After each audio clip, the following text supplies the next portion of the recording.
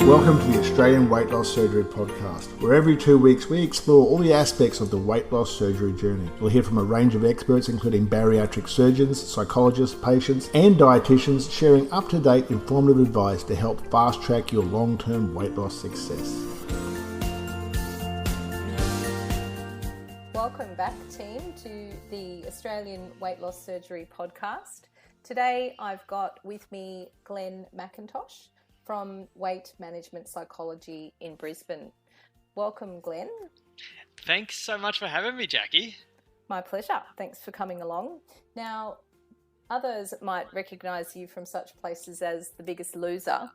What else have you been up to in recent years? In recent years, I've been very busy building the practice. So we all the psychologists at Weight Management Psychology, there's 7 of us now, wow. And we all specialise in eating, physical activity, weight and body image. So that's a full-time job in and of itself. But I'm a pretty hard worker. So I've also just finished writing a book called Thin Sanity. Really? Yep. Thin Sanity, yes. That's been very popular with our BN Multi customers as well. Can you tell us a little bit about what's in the book? Yeah, absolutely. So it's called Thin Sanity, and the idea of Thin Sanity is that, you know, this constant craziness we have around always wanting to be thinner, but then also the fact that most of the things we do to try and get thinner don't actually work very well. So it's about doing something different and finding a new way forward. And of course, I think mindset's a huge, huge part of that. Yes, absolutely. And that brings me to what we're here for today. Yeah. So talking with you about mindset and bariatric surgery, relationship with food, and just sort of delving into what that comprises of. I guess my first question is, how can individuals best support themselves along this journey, where a new relationship with food and self is often what needs to be established? Yeah, I actually think, Jacqui, you said it really well. It's a new relationship with food and also a new relationship with yourself, because we know that this is, you know, far more than just a physical change in your body that happens post-bariatric surgery. And I think the first thing I want to do is give a plug to the psychologists and the dietitians out there. I think that, you know, bariatric surgery, of course, as you know, is the most effective way to lose a significant amount of weight and to keep it off, but it's not a silver bullet. You know, it's not a cure-all, it's a tool, and the people to help you learn how to use that tool are the dietitian to help you learn to have that new relationship with food, and I think that probably less recognized, the psychologist to help you navigate the mental barriers around that. I sort of think of it like the surgeon gives you the tool and the dietitian and the psychologist often working together help you wield that tool. Absolutely. And do you see that is a combination that is common? Are you experiencing, you know, a team of people are assisting patients after surgery, and do you think that's something, or do you think it's something we could be focusing on and encouraging in other ways? Yeah, I think it is. I think that we have known. I mean, my opinion is, and I'll just say it, I think good surgeons know the importance of the dietitian. There's probably very few what I would call good surgeons out there that don't really suggest to clients that they form a relationship with their dietitian. And what I sort of suggest to anybody that I'm working with is at least the first year post-surgery and fairly regularly.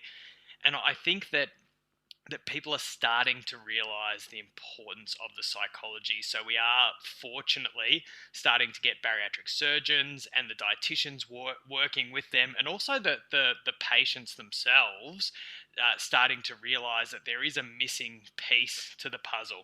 And often I think that this is I think weight loss is a team sport, and it happens when everyone's working together. I firmly believe that, because as you know, that there are rates of, you know, there is a lot of, there is some really good research to show that people lose a lot of weight with bariatric surgery, and it is better than diet and exercise in terms of keeping the weight off. But we do see that sort of 2 to 5 year mark, people starting to regain weight, people reversing some of the physical and psychological benefits they're getting, and then unfortunately down the track looking at revision surgeries. And I think that a lot of that is not due to the surgeons. The surgeons are doing their job with the plumbing and the pipe work. Absolutely. It's due to the mindset and the behaviour to really make the most out of the surgery. Yes, we see that where we come in with supplementation. It's around that 2 to 2.5 year mark that if things have started to slip by the wayside as far as nutrition and guidance and support, and actually getting in on a psychological level and changing those underpinnings of belief systems and patterns, that's when we see people coming back with malnutrition and different things they then need to manage that are impacting on their health because of that whole, it's a big picture view, isn't it? Absolutely. Looking at a multifaceted approach to actually bringing new habits to the fore. And I think, and I'm a strong believer in that, what you're doing, the psychological intervention is probably the key. Yeah, I think it's so important because, and I think it's really important to work on those things, not wait till you're at the 2 or the 2.5 year mark and you're struggling with weight regain or problems of malnutrition, but to actually work on them as you're going. And this is where I think the fast weight loss that you get with surgery is a bit of a blessing and a curse. Yeah. The blessing is that it's very motivating. You can get some quick changes. And the curse is that sometimes we can almost fall into that trap of thinking, well, I'm losing weight, so I don't necessarily have to work on getting more activity in, or I don't necessarily have to work on taking my vitamins or getting my protein. And I really think that what we recommend with our people, even if we're seeing them pre-surgery, we sort of suggest they form a relationship with us and the dietitian and work on what I call the 1%ers. So what I kind of mean by that is these things that they might not make a huge difference to your weight loss every week or every month, but they will make a big difference over time. If you're in that first 6 months, say, post-surgery, you're going to probably lose a lot of weight no matter what you do. But if you're struggling with certain habits or certain mindsets, so some of the things that we find is that people struggle with motivation to change, or sometimes even confidence that they can change long term. They've struggled with their weight for so long, they're kind of hoping that the surgery will be the answer, but then also not sure that they can actually achieve long-term success. Or if they're struggling with things like emotional eating, or because obviously emotional eating is going to probably, emotional eating is not something that surgery will necessarily fix. I like to say that surgery fixes your stomach, but it doesn't fix your head. Yes. And so if you're still doing something like emotional eating or emotional drinking, then you're going to find that you're either going to get less weight loss, or you're going to try and find ways to kind of circumvent your tool, whether you've got a band or a sleeve or a bypass. You're going to find ways to get around it and sort of sabotage your own progress. Or if you're just not emotionally eating because your procedure won't let you, then if you haven't learned new ways to sort of deal with your feelings, then you're sort of stuck with those feelings and you don't know what to do with them. So it can actually cause some mental health complications. Absolutely. So all of these things like dealing with social support, some people have people that support them and some people that kind of sabotage them or get in the way, or finding the time to care for yourself. We've all got busy lives, and all of these things that are, I think these things are things that we like to work on, just those little 1%ers. And if we keep on working on them in the first year, 18 months, 2 years post-surgery, what we get is a bigger weight loss, which everyone really, really likes. Mm. But like you say, when you talk about, your experience seeing people a couple of years, 2.5 years after, we not only get a bigger weight loss, but we get a healthier weight loss. And then because you've actually created not only some new habits, but some new mindsets around those habits, so you really, everything's working in the same direction. You've got new habits, but you're feeling good about those new habits. You maybe even enjoying them, so they can just become part of your lifestyle. Then we're really on the right track, and on the right track to maintain those changes and really make the surgery the everything you would hope it to be, I suppose. Yeah, absolutely. Would you agree? I see the first year as a bit of a honeymoon period. Weight loss is coming easily. Everyone's motivated. It's all new.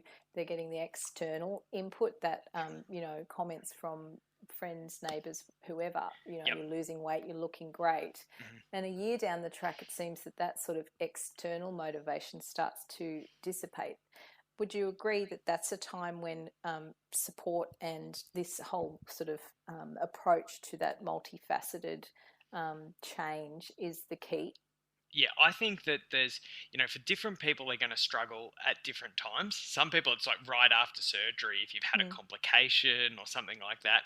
But for most people, I think, I haven't thought of it that way, but I think honeymoon period is a really good way to describe it. You can sort of almost get lulled into a false sense of security, and of course the weight loss at that stage is very, very motivating. But if and when you reach or come close to your weight goals, then that can be very there can be a big sense of relief and a sense of pride and accomplishment that comes with that. But then the weight goal is kind of gone. So it's not going to continue to motivate you. And that's when I think your mindsets and your habits really keep you going.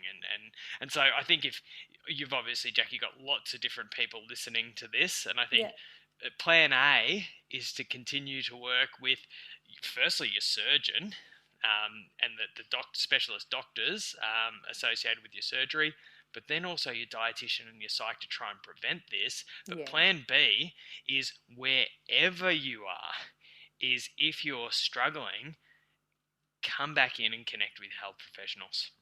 Yeah, don't leave it too long and, try and guess at new ways. I think I see that quite a little bit. People are sort of asking others for advice, which is fantastic. But also it's so individual, I think, that if you're reaching out and then just trying this and trying that without really understanding that foundational cause, you could fast track it so much more easily, I think, and confront it head on when you've got the right guidance, and psychology and the dietitian are kind of the best approach for that, I would say. I think so. I think that, I just did a presentation to ANSMOS, the bariatric surgery convention, around social media and bariatric surgery. And definitely, from the research, we can tell what because I know you've got a big Facebook group, is that it can be so encouraging, and it can be such a supportive community. But I also agree with you that nothing takes the place of one-to-one advice from an expert, talking to you about where you are and helping you find a way that is right for you. And the other thing I would say to that is that if you've got good health professionals, which you should, if you don't, you need to go and find some. But if you've got good health professionals, if you're struggling, they're not there to judge you.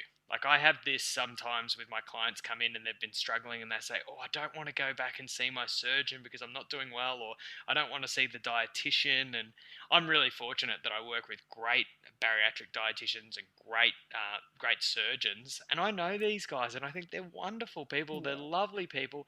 They're not here to judge you. They're here to support. So if you are feeling a bit guilty or embarrassed or ashamed, reach out, because we, and you know this, Jacqui, as a health professional, we're dealing with people who are struggling with this all the time. We know how hard it can be. And knowing, I also think, is that you're not the only one. Absolutely. And I think that taking that step and reaching out really does then confirm and help you to feel more supported, but also to understand that you're not the only one. This is a huge area for good reason. And getting the right care. I think we're also brought up in a world where we react. We wait till things are broken and then we try and fix them. Yeah. And that's the medical model in some ways. And so we really have to take our thinking to a different platform where we are responding before it's critical, and working all the time and looking at different ways of, supporting ourselves, which is often a very foreign sensation for many people, is putting themselves first. Absolutely. So I completely agree. I think that sometimes I think of, and we get this, like, our team, we've got 7 psychologists. They're all lovely. I put them all on because they're lovely. They're all part of the team because they're great. But people do get very nervous about seeing them sometimes at the start, and they do think that, I think especially psychology, is that you only go and see psychologists in a very reactive way. You only go and see them when there is a big problem. And I kind of think of your psychology sessions, or you think of your psychologist like a mechanic. A mechanic, you can come in when your car is completely broken down. Like, that's a perfectly good time to come into a mechanic. But you can also come into a mechanic just for regular tune-ups. absolutely. To prevent everything. And even if you want to, you can go into your mechanic for performance enhancement and say, hey, everything's working great here, but I just want this to run a little bit better. So how do we do that? So it's really any stage of the game. You don't have to wait until all the wheels have fallen off to come in. Absolutely. And to know that that's the best place for support is important as well. 100%. So apart from actually seeing the dietitian and psychologist, what else do you recommend for patients who are moving forward through the journey? Yep. I think, of course, being a psychologist, I would say that one thing we often miss out is managing any mental health conditions.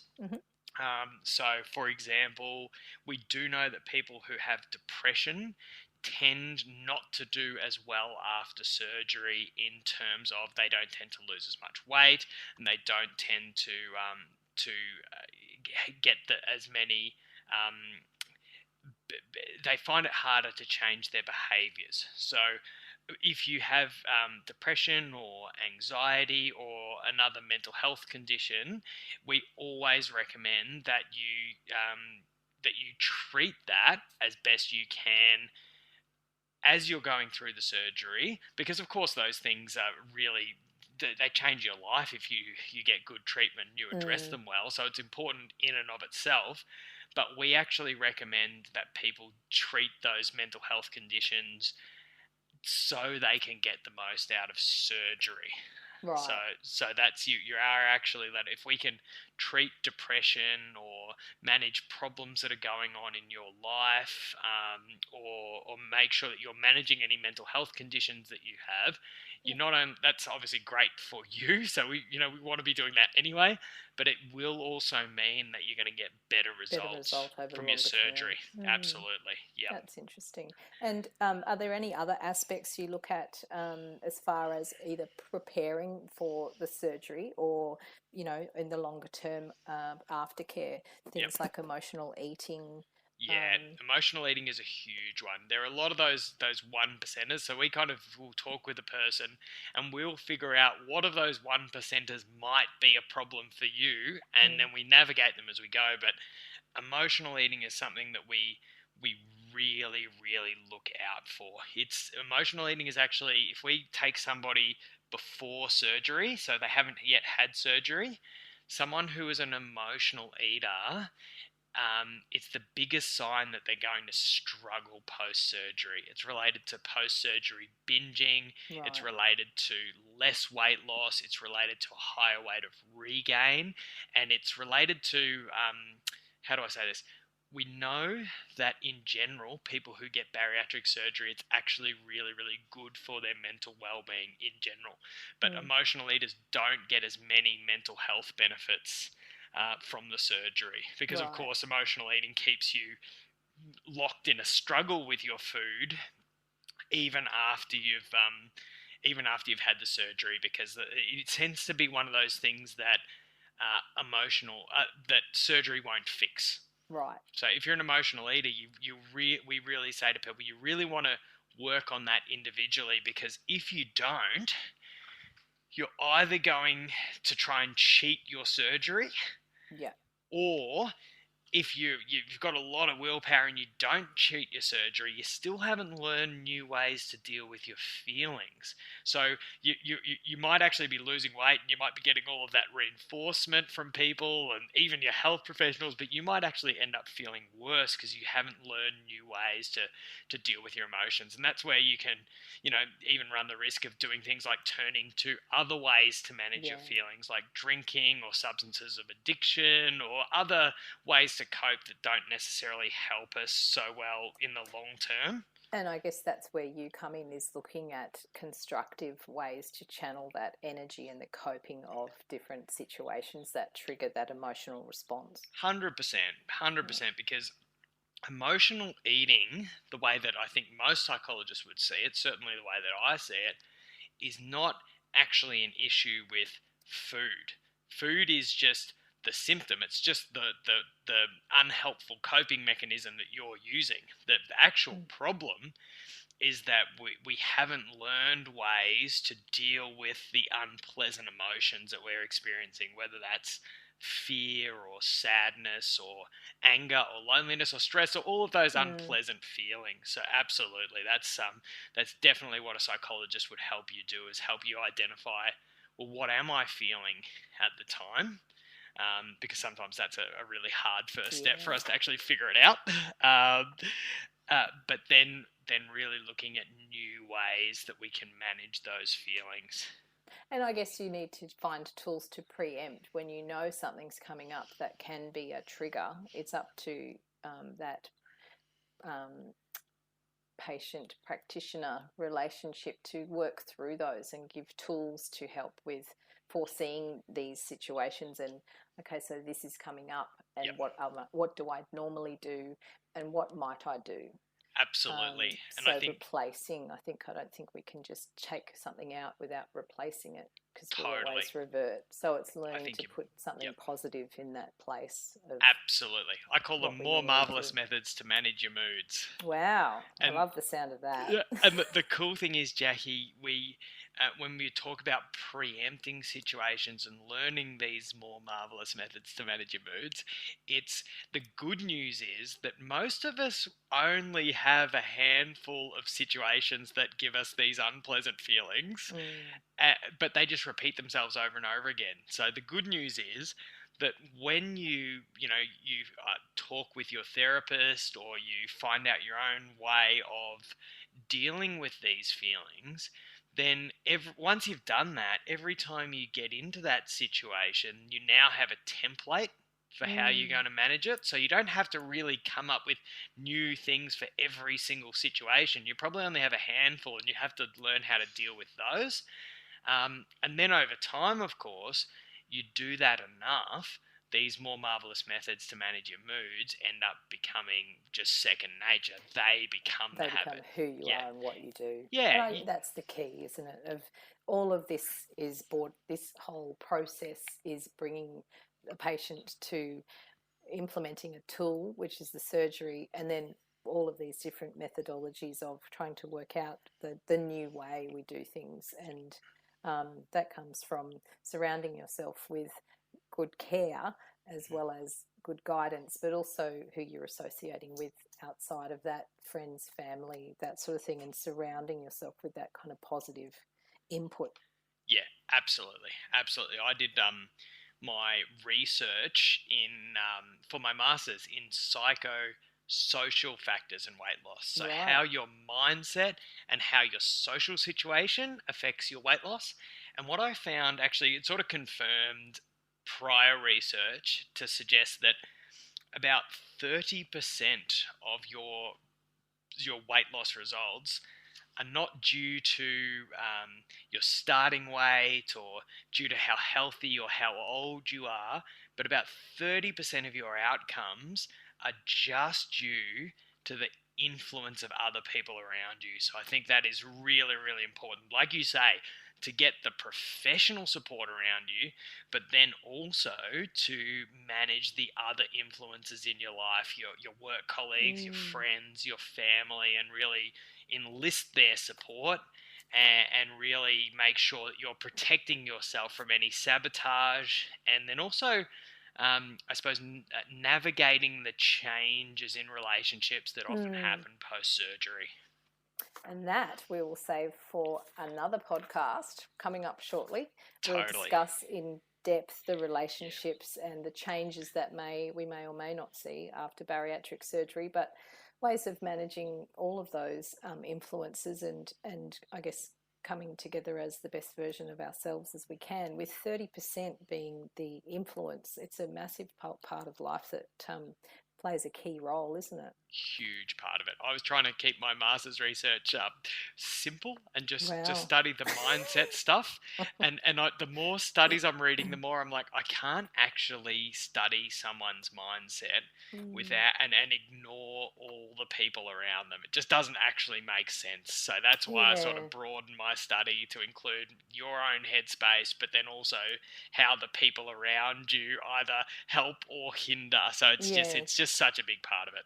It sounds that I can't wait for that one. We'll do that one in the next couple of weeks, and I look forward to that. Me too. So, Glenn, do you have any other parting pearls of wisdom you want to share with us before we wrap it up?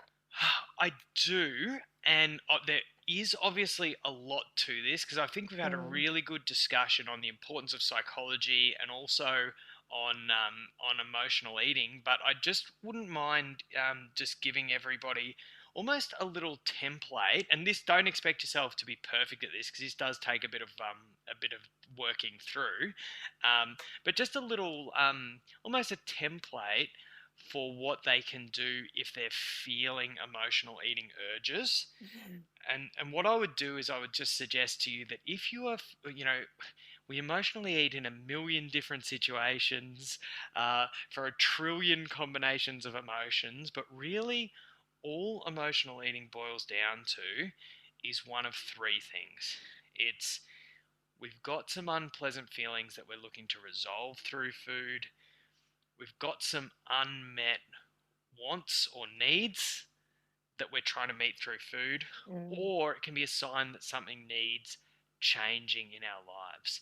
So what I would do is just suggest that if you're finding that pull to eat when you're not actually hungry, when your body is satisfied, ask yourself, is this about food or is this about mood?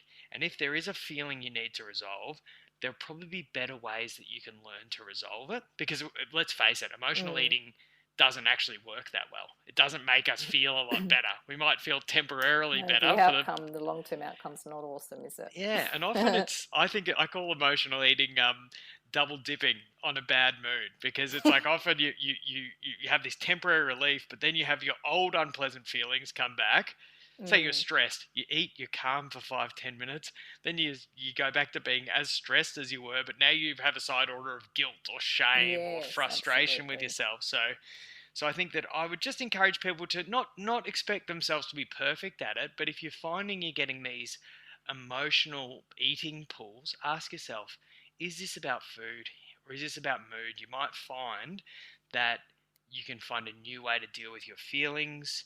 You can find a new way to have your needs met, or you can use that as an opportunity to notice that something actually needs to change in your life. And the cool power is there, that you start to learn more effective ways to deal with your food, your feelings, more effective ways to change the things that need to change in your life and get your wants and needs met. And a lot of people come to me wanting to work on emotional eating, but they end up, once you're more in tune with your feelings, you know how to solve problems better and get your wants and needs met, you actually end up changing your life in even more profound ways. So I don't want to, I've just talked a lot, so I don't want to overwhelm everyone, but I think that there's a real opportunity there, and I would just encourage people to just have a play with that idea.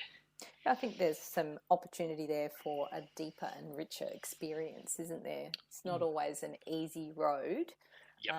but I think the outcomes and the way we manage ourselves and what we gain out of that, it's certainly a richer way of living life, and certainly much calmer. I couldn't agree with you more. There's so much rich information in our emotions, and when we don't stuff them down with food or ignore them, we can actually use them as guides to help us create a better life than we ever expected. So absolutely, I couldn't agree with you more. I think we don't know what we don't know sometimes. 100%. Glenn, thank you so much for your time. And Glenn is the author of Thin Sanity, which has been a popular walking off the shelf book from our website at ianmulti.com. So we're totally happy to support it, and it's just been a pleasure to spend some time with you. And we've got another one that we'll do soon, so we'll hold on to that and discuss more about our relationship changes and relationships with self and others after bariatric surgery in our next get together, Glenn. Awesome. Thanks so much for having me, Jacqui. Thanks I've really much. had a great time. Thank you very much for your time. See you soon. Bye. Thanks for listening, and just before you go, we would love to hear your feedback, so please give us a rating and review. For other interesting topics of conversation and inspiration, come and drop into our Facebook community at BN Bariatric. If you've enjoyed our podcast, we hope you will share on your Facebook or Instagram and hit subscribe so you'll never miss an episode.